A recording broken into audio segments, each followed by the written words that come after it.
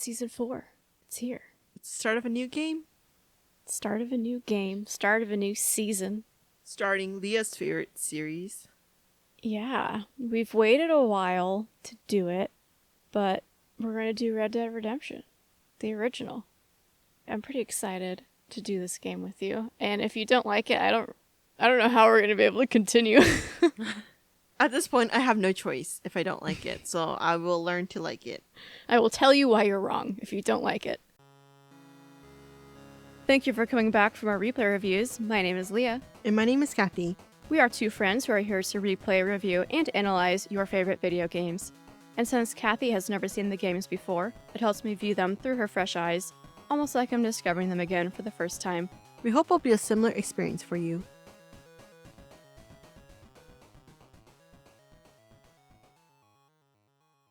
In this episode, we learned that name creativity was not a thing in 1911. Jonah's an idiot. And booty moments are back. Our season oneers will know what we mean. I don't know. I'm trying to think of what's appropriate to say. You're just trying to think of where was the booty moment that you missed. Okay, a new thing we're kind of doing. It's not that big of a new thing, but just a little bit of introduction to the game we're playing. There's not much for this one, other than it takes place in 1911, and it's one of my favorites. I've 100% completed it like 3 times. So I've seen this one probably more than any of the other ones we've done, but there's still quite a bit I don't know about it, because it's very deep. There's something about the introduction and the style that reminds me a lot about Mafia. Usually, our other games, there can be multiple main characters, but this one is similar to, just off the top of my head, I can think of, is Wolf Among Us and Mafia, where there's one main hero and we follow his story. Also forgot to mention it came out in 2010, so a bit of an older one, which is sad, because 2010 does not feel that long ago, but it was. It's 15 years ago. Should we start and discuss the first scene of this game? Mm-hmm. So, we see a man. He kind of stands out. He's being led by 2 other men in suits to a train, where he gets on alone. The first thing I noted was just the contrast between, we'll learn soon his name is John, versus everyone else. Everyone's in suits, dresses. There's cars where he's clearly the kind of guy that still rides a horse. We're kind of seeing the old versus the new. Everything around him is newer than he is, or he appears to be.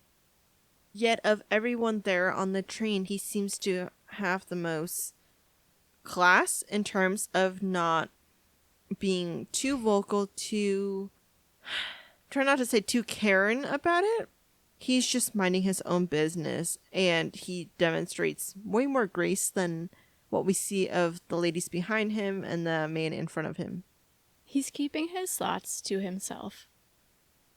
As we're getting on the train, we walk past a newspaper boy, and he yells first health benefits of smoking, but then also Bill Williamson's gang terrorizes. He listens to the conversations of other travelers, silently reacting, as you were saying. The one note that I made out of all these conversations that we eavesdrop to is I think it's a father and daughter talking about basically like right and wrong, that kind of thing. And she says to him, "Sometimes I find it impossible to make the distinction between a loving act and a hateful one. I mean, they often seem to be the same thing." Maybe we'll talk about this quote in the summary, but I wanted to note we see John reacting to everyone's conversations just in his facial expressions. And this is the first time where he kind of does like, she's got a point. Yeah. In this train, it seems like everyone thinks that they're high class, and they're obviously benefiting from whatever is happening in this town. You're happy and you call it a good deed when it benefits you, yet you need someone else to do the dirty work, and you're going to criticize them for it. We do soon pull up to Armadillo. This is where John departs and heads to the saloon. On the way. And it's things like this that I just absolutely love about this game. A drunk man leaves the saloon as John is heading in, and he just stumbles and face plants. Walking into the saloon, I really like how it feels like those movie scenes that are very generic, but those westerns where it's like you hear that song that they always play, and then you can hear a hawk in the background. I just feel like the aesthetic is really well done in the scene. Oh yeah, that's something I think we'll comment on a lot throughout this game. But yes, this is when we learn that his name is John Marston when someone calls out to him. This man's name was Jake, so he's hired by whoever sent John, who John is not fond of, to guide him. I don't think we ever see this man ever again Okay. in the game. And I don't know why we needed him to direct us such a short distance.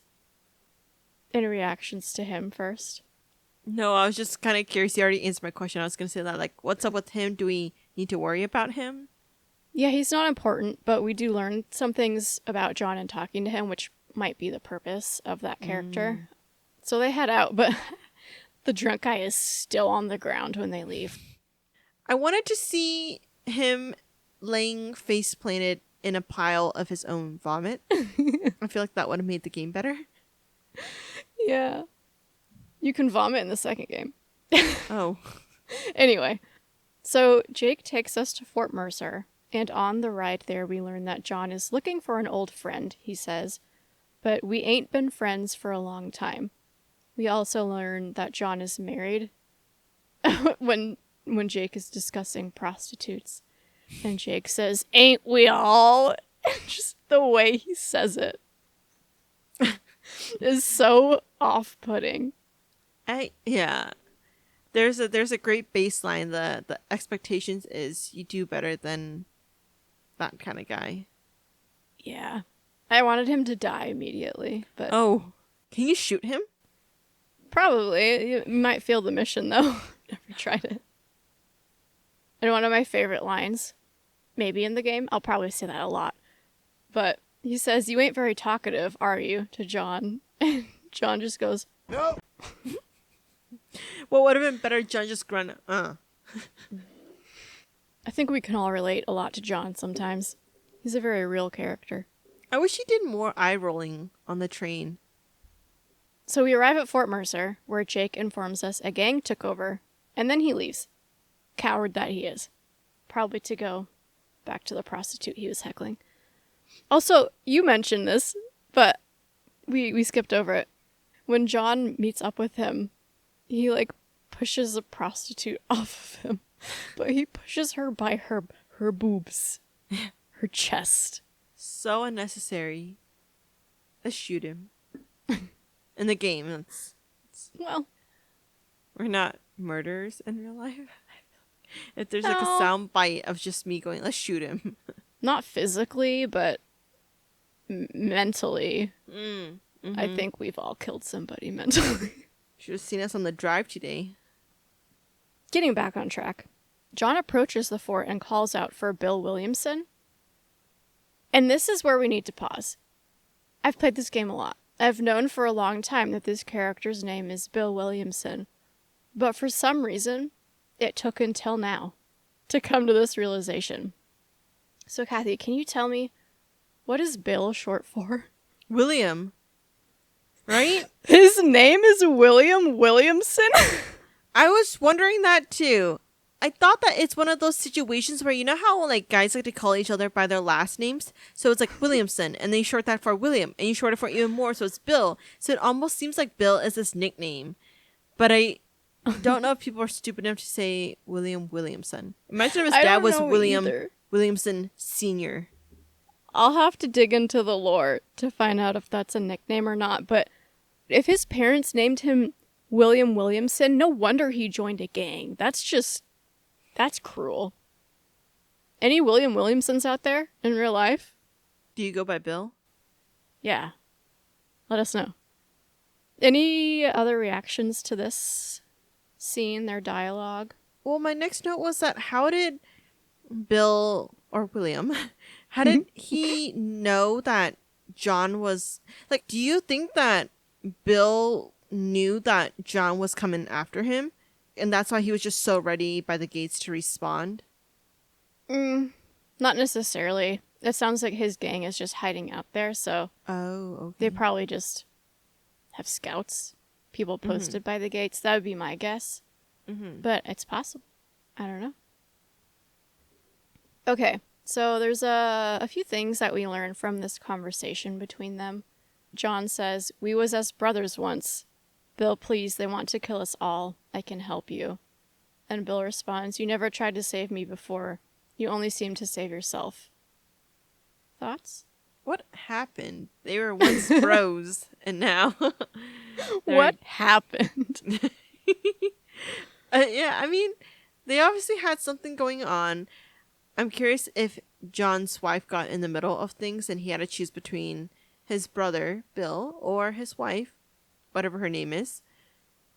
I'm also curious if he's being framed for something that he didn't do, and then Bill mistook it, thinking that, oh, John betrayed me, but no, John just got framed.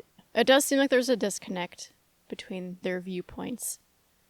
Because you would think that if John knew that Bill hated him, he wouldn't be pleading his case like that. He also mentions someone named Dutch. He says, "Now I'm in charge, no more Dutch and no more you." So we're learning a little bit more about the history of all these characters. The exchange does end in John getting shot, and he's just laid out on the ground until someone spots him and loads him into their wagon. And we also saw this woman on the train. I do have some questions. So, as soon as John is shot, he's laying there. I think it's a hawk. I'm not a good bird person, but there's some kind of bird just kind of flying around him. So, is there some kind of symbology around that? Yeah, I think it's a vulture. I think it's Oh, symbolizing that he's almost dead. Okay. I was like, it's a hawk. Dead man, well, it's not really walking. Dead man laying. John wakes up some time later, where a woman whose name is Bonnie informs him that they spent $15 to save his life, and then asks him why he was being stupid. I'm just wondering, how much is $15 in today's money? Because she makes it sound like a big deal. So I'm wondering, is it a big deal? Or is it that she wants to keep him here? Let's find out. It would be about $501 today. Oh, okay. So it's not pocket change, but it's not, ranch ending. Yeah. Anyway, in response to her asking why he was being stupid, he says, I was trying to give Mr. Williamson a chance, for old time's sake. Now I'm gonna take my time and go after him the less kind way. You should have done the less kind way to begin with. yeah, he almost died. Yeah. I so far like Bonnie. I feel like she's going to be a great, strong female. So she gives me some Sarah vibes from Mafia. But I'm also worried that they're just going to make her character go downhill. Yeah, we like her right now, right? She seems capable. She's got a sense of humor. She saved John. She also pretty much runs a ranch. And she says that John can work off the $15 debt by helping out. She gives him a tour before he rests, and then sometime later she asks him to help keep watch for rustlers. And I'll have to pull it up. There's a moment where I think my horse gets mad at me, and it tries to punch me with its head. What? So let me pull it up. Here we go.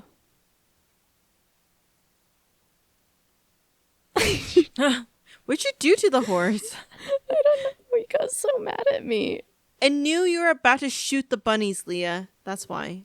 I don't have an option. The game cannot progress. The poor things. Well, they shouldn't have been there. Yeah, but they're hungry. The deeper question. How do you feel about shooting coyotes if they're killing chickens? I feel like there's a better way of getting rid of them than to shoot them. I thought that was going to be a bigger ethical question for you, but it wasn't. Anyway, after our horse tries to punch us, Bonnie glitches. It's really awkward. Pull it together, Bonnie. I think we're going to track glitches in this game because they're funny. And then after patrolling the ranch, John heads to bed. And that's the end of scene 1. I also want to mention how much our main character, John, looks like Bigby Wolf from The Wolf Among Us. And you don't know if it's like the longish brown hair or the way they carry themselves or the way they don't like talking.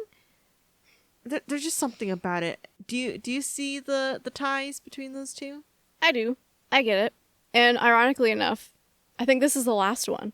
But remember back in Wolf Among Us when I said all my favorite characters, or maybe it was even Yakuza 0, all my favorite characters have random ties to dogs. It was Majima, it was Bigby, it was Connor. John is one of them because he got those scars from wolves. Oh, okay. It's the next day. John heads to Bonnie's house where she asks him about his connection to Bill. She's a little bit nosy, but I think it's fair to ask these questions when you took this guy in, right? He could be dangerous, messing around with Bill, you don't know. John's response to her asking, though, is, I don't mind you asking if you don't mind me not telling.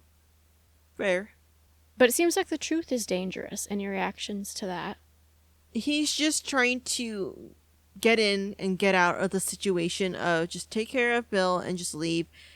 Because the more people know about him, the less he's able to just take care of things without people realizing he's there. But that's such a great response too when people says, do you mind me asking? Instead of just saying no. His one-liners are legendary. Bonnie does take slight offense, I think, during the exchange, and so she challenges John to a race. I don't know if she just took offense to it or if she's just wanting to continue to flirt. And it's like a bunch of weird one-liners of them trying to crush on each other and just flirt, but it's not landing well. Are you talking about during the race? Yeah, during the race. Okay, I think that might be another glitch because okay, the controls for the horse, they don't turn on a dime. It takes a minute to get used to them, but thankfully I've played it so many times. So I think they expect you to be closer to Bonnie, and so they're just having John let out these one-liners, and he just keeps rattling them up, just rapid-fire one-liners, and Bonnie doesn't respond at all. Yeah. And it's really funny. It's really awkward. How you doing back there? I bet you're starting to regret your brave words, Miss McFarland. Should I wait for you to catch up? Are you saving the best for last? And then at some point, Bonnie catches up and she does one, and it's like something stupid like, ain't this better than milking cows? This sure beats milking cows! Alright, so after the race, Bonnie suggests that John visit the marshal. We need to pause for a minute. The out-of-context summary about name creativity, some of that was about Williamson. But also, we have John Marston. On the train, they referenced Nate Johns. And now we have Marshall Johnson. A lot of John sounds. What is this? John then meets back up with Bonnie, who asks him to accompany her to Armadillo. And they chat on the way. We learn that he's a farmer. His old co-workers, in quotes, wanted to go to New Austin, the last true outlaw country. What do you think about them wanting to go to outlaw country? What does that say about them? I think they're just avoiding civilization. The train conversation is saying that there's obviously a bunch of elitists and people bringing in wealth and not liking how people live. And they know that their city or their town is changing so rapidly. They probably just want to continue to live like savages, according to what the elitists were saying. Mm-hmm. So Bonnie goes about her errands. John goes to check in with the marshal. This is where we meet Jonah, the idiot. And then eventually the marshal will walk in, and John says, I'm here to capture or kill Bill Williamson. Can you help me? The marshal is hesitant, but they make a deal. John will help him deal with the local gang in exchange for his help with Williamson. Reactions? Do you like the marshal character? I do. He seems like a pretty straightforward, honest guy who just really wants to do his community good. It seems like it's him against the world. And so he's happy to have someone else similar to him, like John, help him out because it feels like his staff are pretty, not really competent. Yeah, it does. I don't remember who calls who a dickhead, but was that, like, did we use that term back in 1911? I don't think so. Let me see.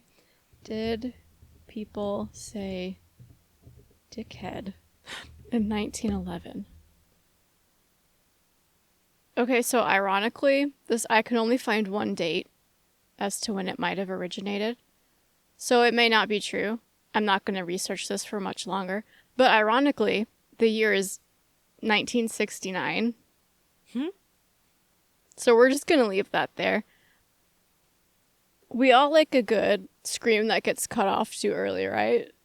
Mm-hmm. We all like that. Well, we get one at 42:28. So let me just go ahead and share this with you.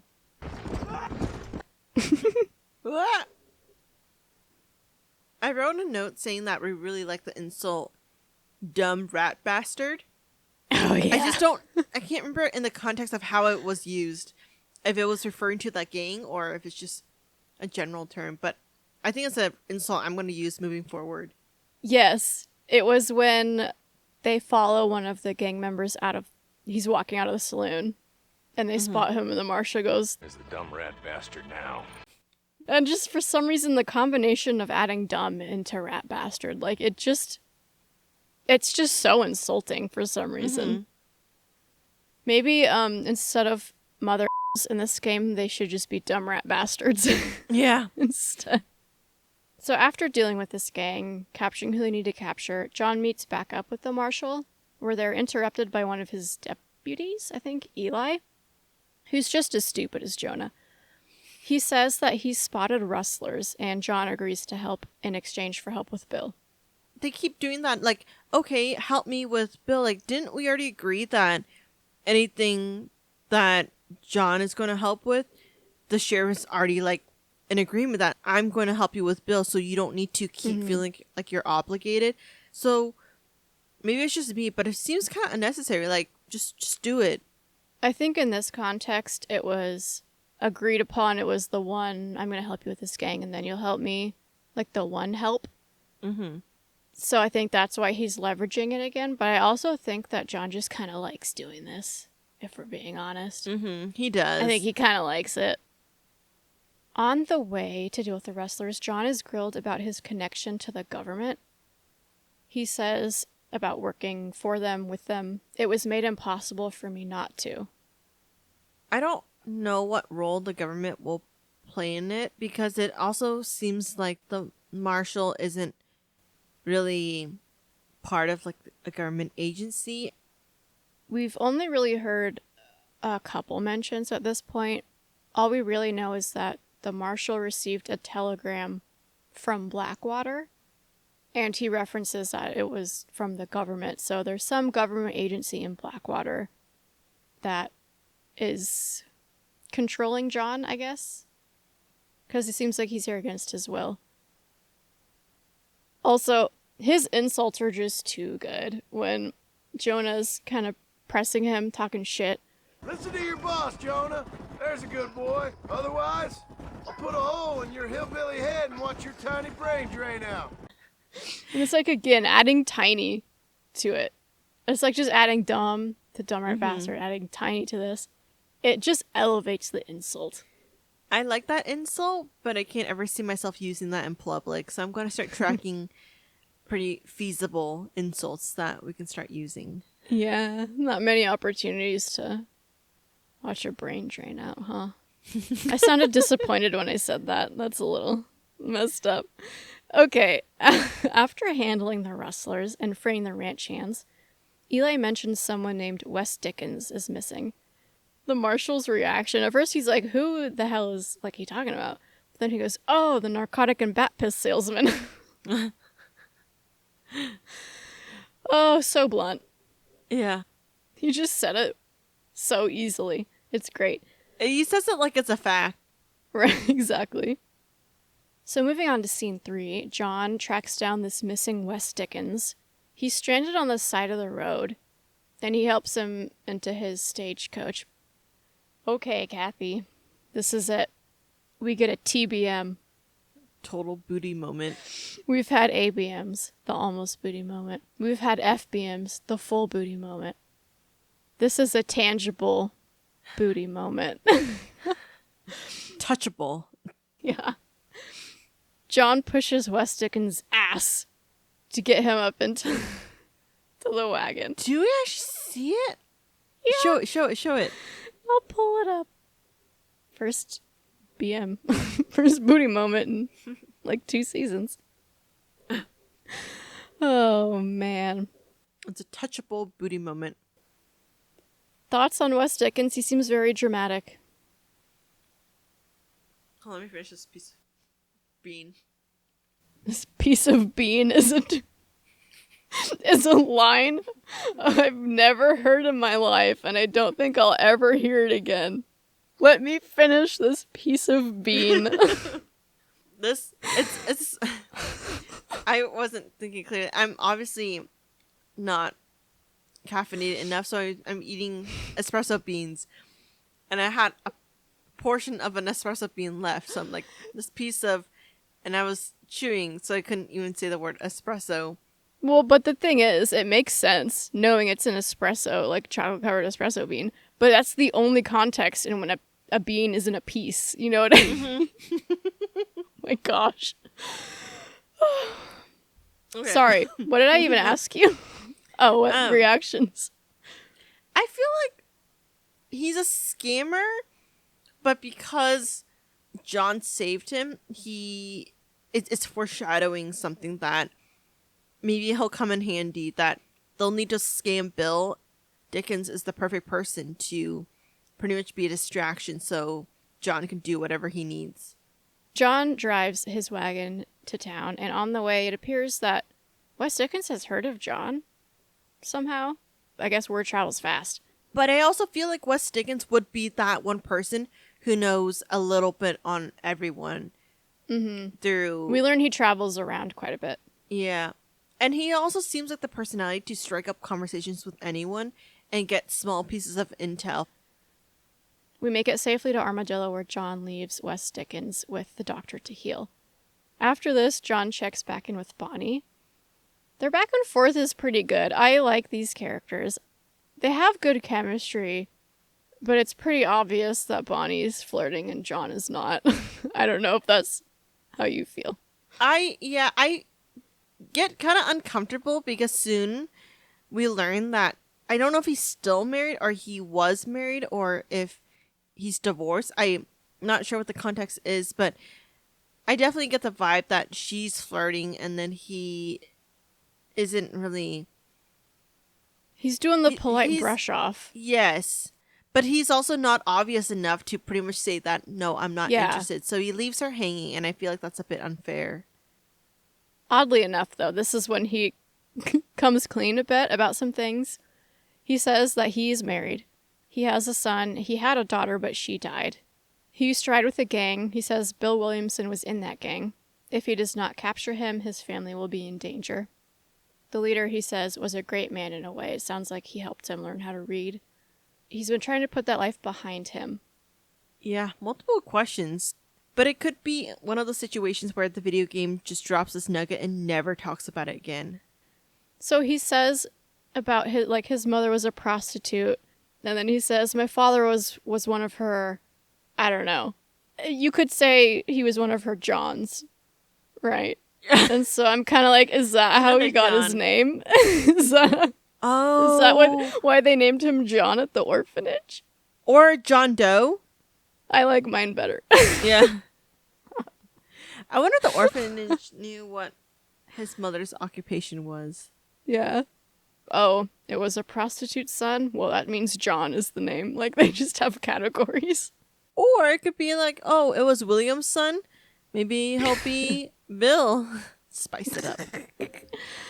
Oh, dear. Anyway, after this very deep conversation, John herds some cattle for Bonnie. There's absolutely, no transition.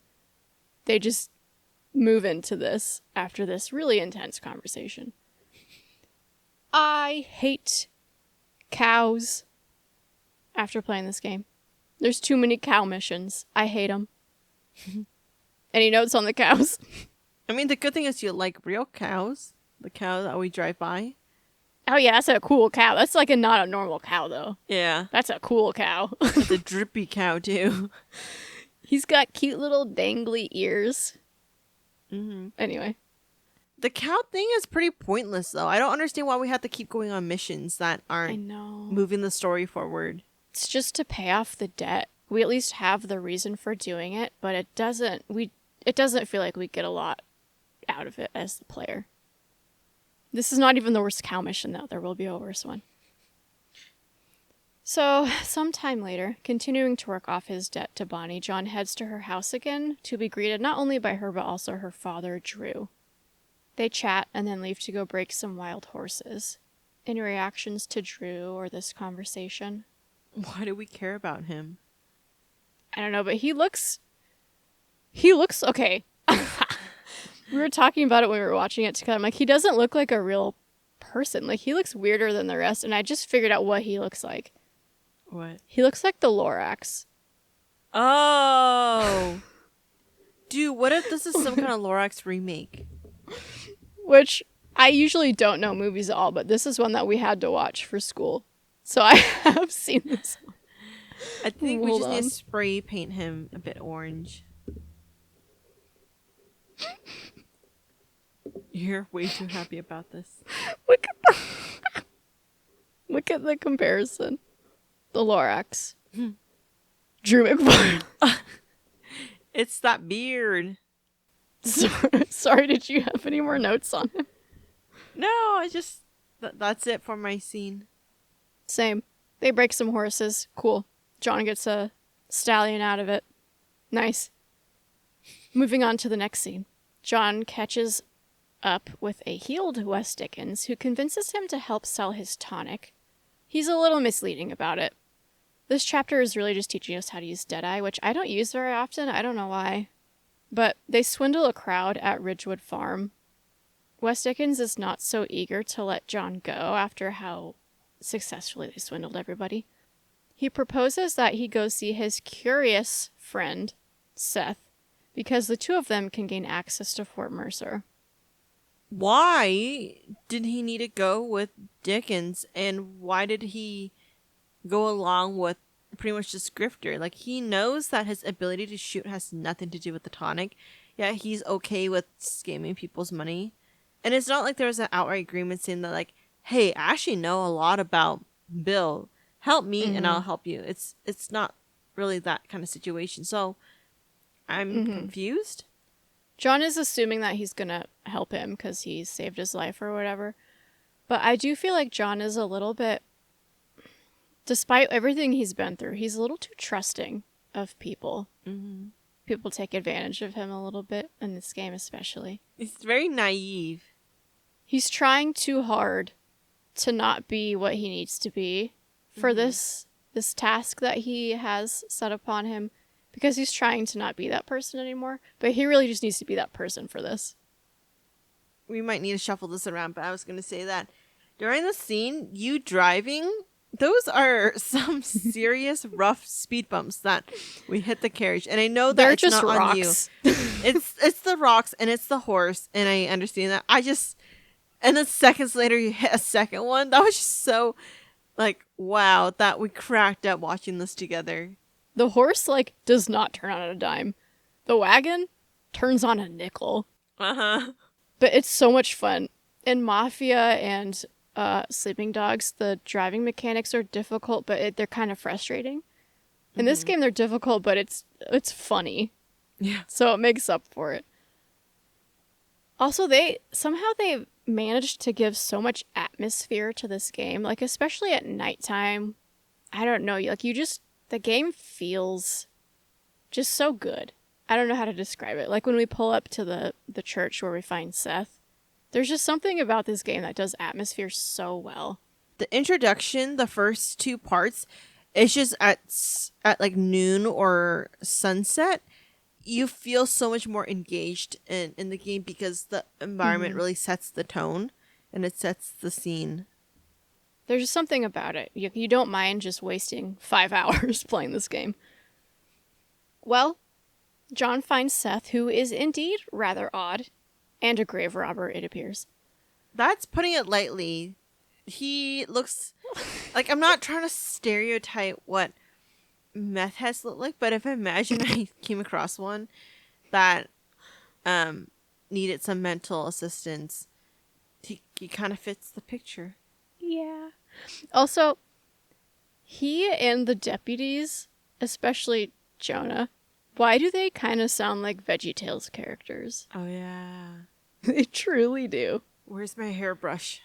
Oh, where is my hairbrush? Where's my hair? Like, that's how the deputy talks.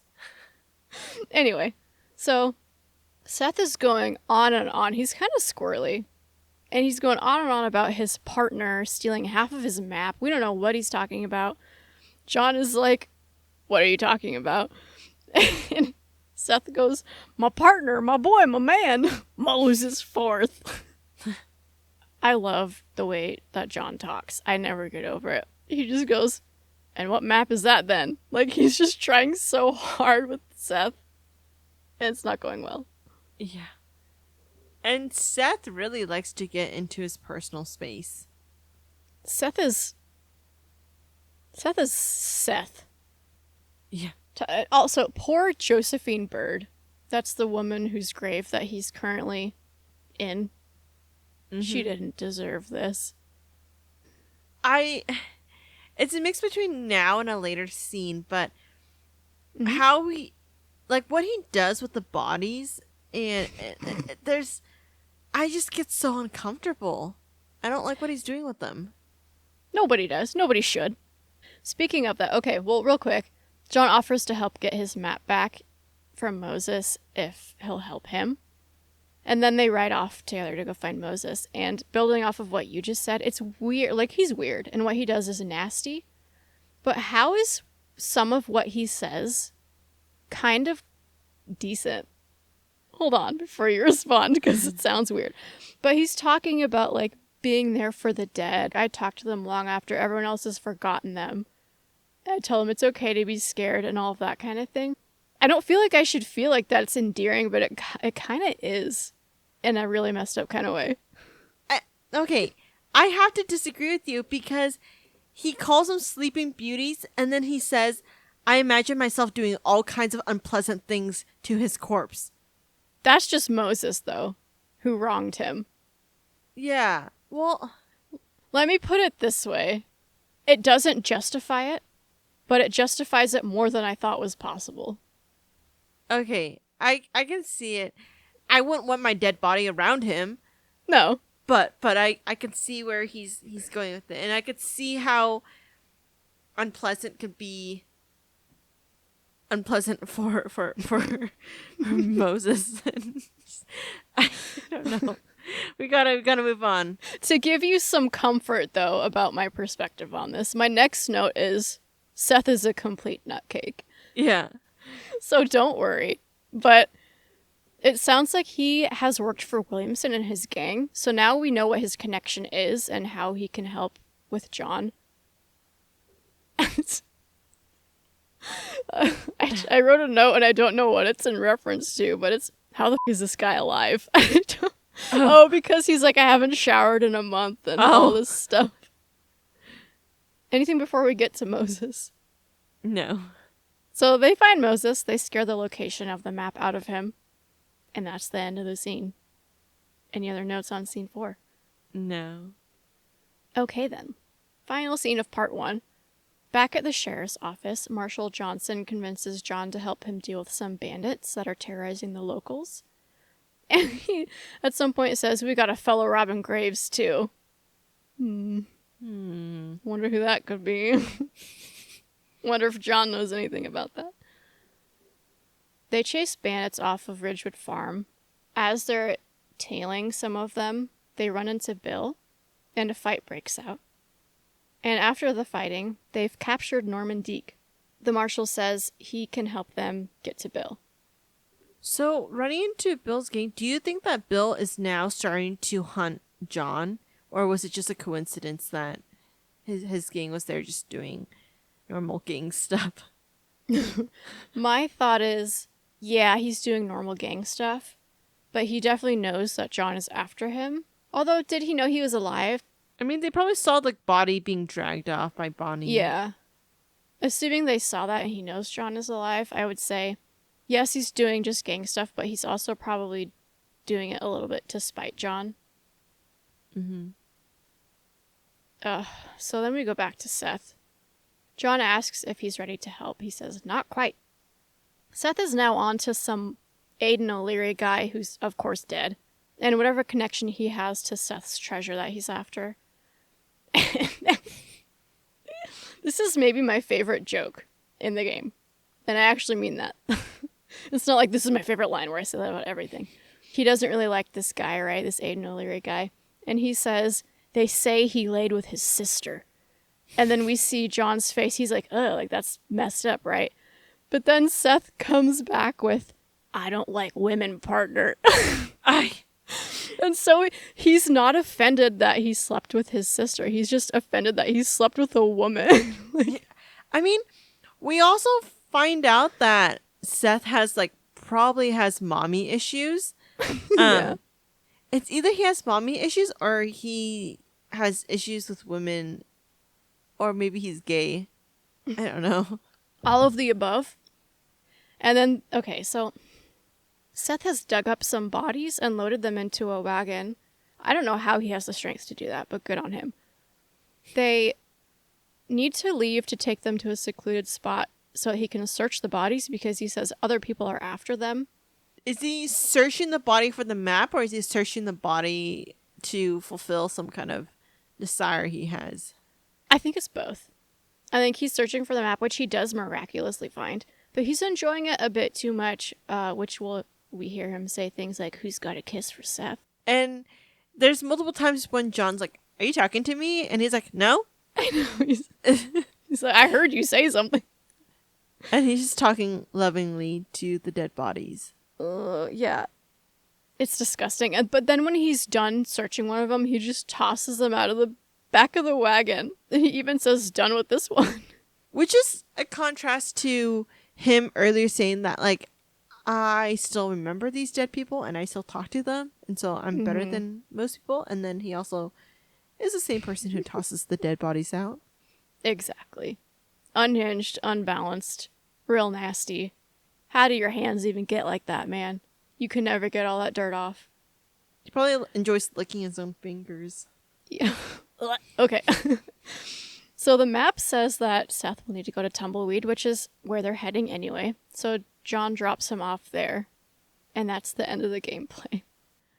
I don't know if I feel like Seth's character adds a lot to the game, but it just made me so uncomfortable every time he was in the scene because he would lean so close into John's personal space, or the equivalent to the camera, where I feel like he's just leaning too close to the game and I'm just leaning back. Yeah. That was like me playing The Impatient in VR. Yeah. I leaned back so far I hit my head on the wall. But yeah, he's so uncomfortable and you can smell him through the screen. Ugh. That was the end of part 1. Any reactions to this game? I think this one is a bit more of your kind of classic mainline game where there's some goofier stuff like this just for the enjoyment of the player. And it's not as much of a just full-on dramatic gameplay. I like how it's still a bit lighthearted. I like John's character a lot. And we'll see. We'll see if I'll continue to like Bonnie or if they're going to just ruin her character. I'm excited to see how you like the rest of this game. And, also, just to mention for the people that know the game, there's stranger missions, kind of like sub-stories in Yakuza. I left all of them out except for one because it's very notorious. It's a big part of this game. So I left those in. I think there's maybe the first one in the next episode, so you'll know what I'm talking about soon, Kathy, but had to leave it in. Sounds good. With that, thank you for listening to our first episode of Season 4. Hopefully we weren't too rusty. Episode 1 of Season 4, done. Yes. Audacity on 1, 3, 2, 1. Thank you for listening, and don't forget to send in any questions, comments, or game suggestions. You can find all our contact info on our website, replayreviewspod.com, or contact us directly through our site. Did we completely miss something? Are we way off the mark? Or you just want us to take a deeper look at anything from the game? We'll tackle any topics you all want to hear in our season wrap-up episode. We also have a Reddit where we discuss anything we're curious about. Go take a look and let us know what you're thinking. Our theme music is Condemned by Eggy Toast. They'll play you out, and we'll be back next week.